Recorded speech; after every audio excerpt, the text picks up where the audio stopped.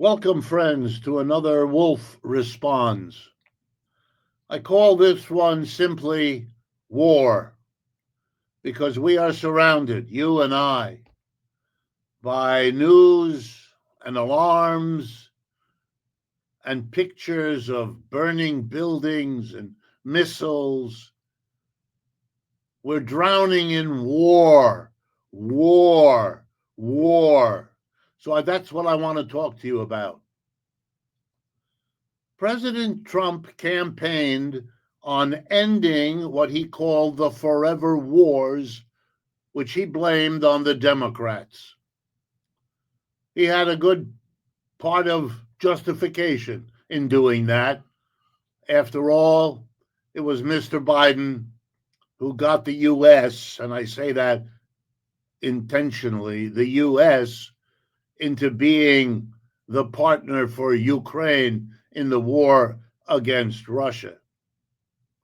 But Mr. Trump has now, in the first half year of his 4 years of office, overwhelmed the United States in war, not ended them. The Ukraine war remains. The Israeli war on the Palestinians in Gaza remains. And now the Israelis, to the wonderment of a world, a small country like that, already using other countries, mostly the United States' money and weapons to rain terror down on a largely defenseless Palestinian population. That little country of Israel is now undertaking a war that it started against the 90 million people.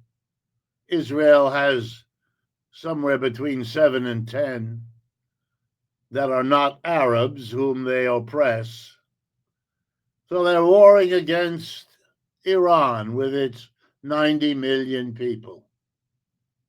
And as if that war weren't bad enough, Mr. Trump, and remember, the United States is not part of that war, not legally, not by declaration, not by any discussion in the United States Congress that I'm aware of, has demanded, I quote you now from President Trump, the unconditional surrender of one of the two sides. I'll leave it to you to guess which one. And if the news is correct, Pakistan has threatened to enter the war on Iran's side against Israel. And I want to remind people, Pakistan does have nuclear weapons. None of this is worth it. Not for the American people, not for the Israeli people, not for the Iranian or the Pakistani people. This is not in anyone's interest, except small groups of politicians and military commanders and the industries that profit from the military commanders. They may get something out of this, but they're a tiny group of people compared to all those threatened in their livelihoods, in their bodies and minds, and in life itself.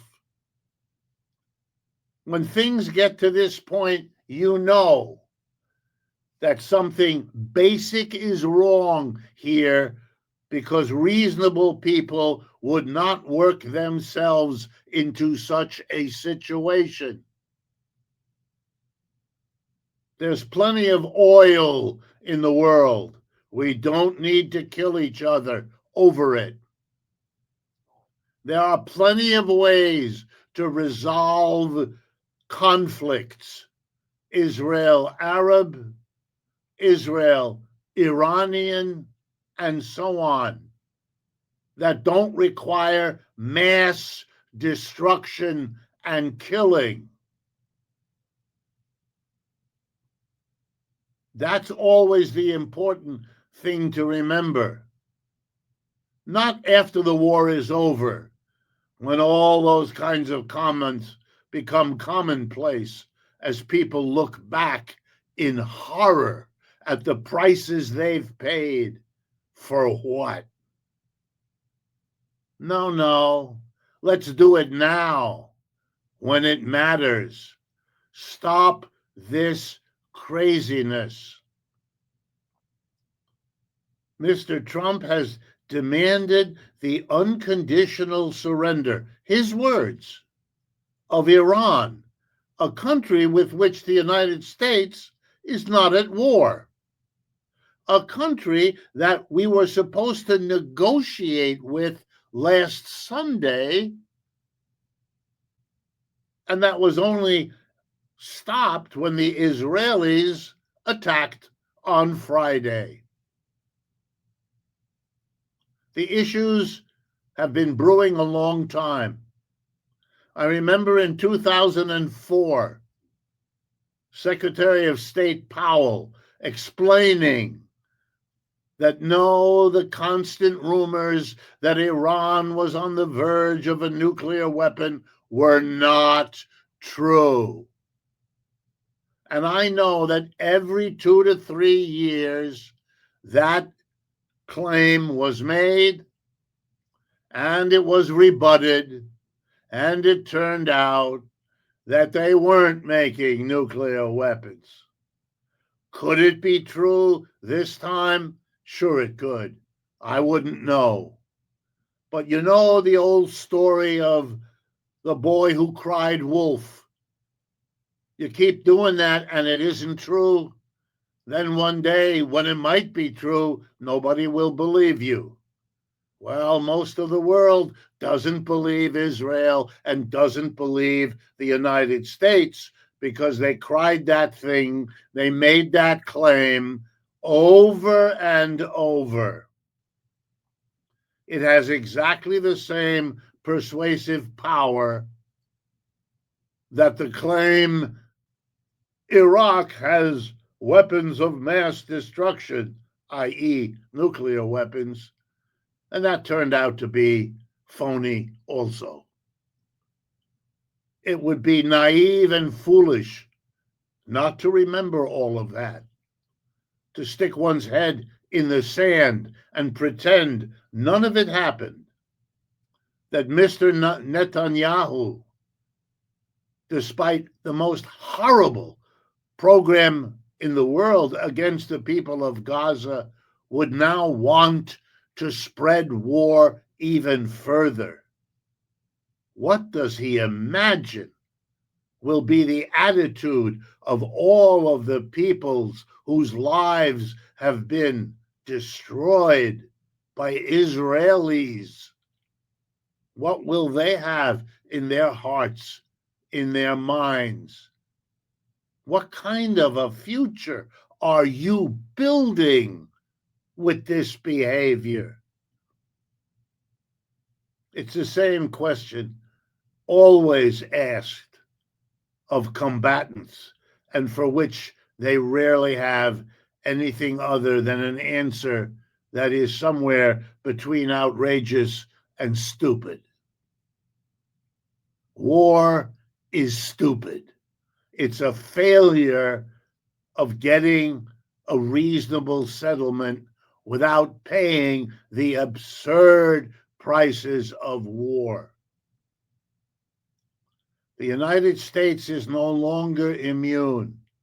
The two oceans no longer protect us. We are vulnerable too. And we should learn the lesson before it overwhelms us.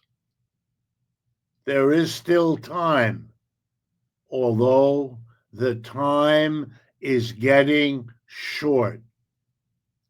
Nothing going on in the world today deserves or is worth mass warfare killing huge numbers of people. That is the bottom line for a rational community.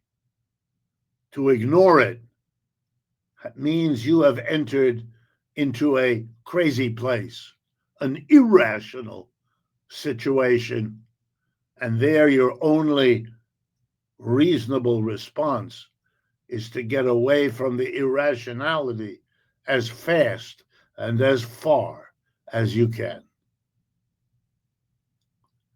If interventions like these strike you as important to shape the conversation and make sure it includes perspectives that those in power prefer not to have to confront, then please share this video with friends, neighbors, as long as we can.